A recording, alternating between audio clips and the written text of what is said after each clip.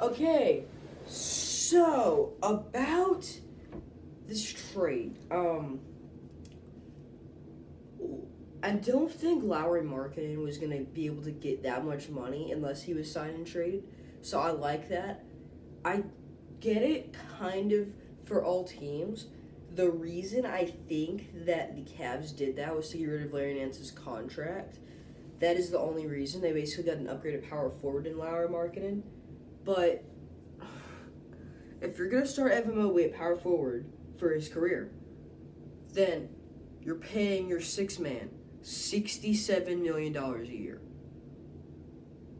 And Larry Nance is on a 2-year, $27 million deal, I believe. Lauri Markkanen is on a 4-year, $67 million deal. Why? It doesn't make any sense for them. I don't get why the Cavs would do that. I mean, you just have to wait out those 2 years. But if Lauri Markkanen sucks, then you are paying a bust six-man $67 million. Unless you start him over Evan Mobley for the first year, then I guess. But they're all three on such massive contracts. Evan Mobley's probably going to get signed for $20 million. So I don't get that.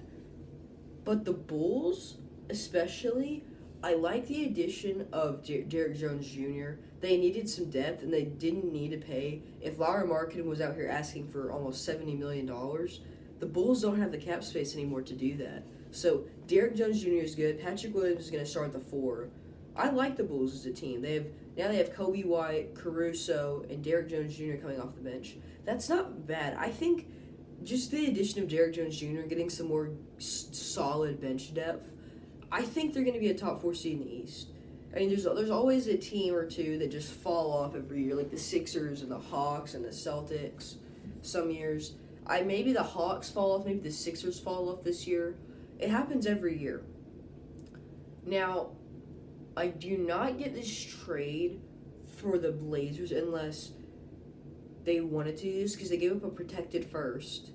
I guess if it isn't a lottery pick, you don't need it, but that's still a first-round pick. And they also gave up a second-round pick, and they also brought on a massive contract. I believe Derrick Jones Jr. was making $15 million. I may be mistaken. But why are you paying Larry Nance so much? This is probably going to be like your 8th or 9th man in your rotation. May not even make the rotation. You're paying him $27 million. It doesn't make any sense for them. The only team I like this trade for is the Bulls. I mean, they got a lottery protected first. I mean, it's not going to be that good of a first-round pick if it's lottery protected. They also got a second-round pick. So not awful. You got some picks, and then you also got a solid bench player. And you also got rid of a massive salary. I like it for the Bulls. Does not make any sense for the Cavs, in my opinion, and also does not make any sense for the Blazers. So that's my opinion. I'll see you next video.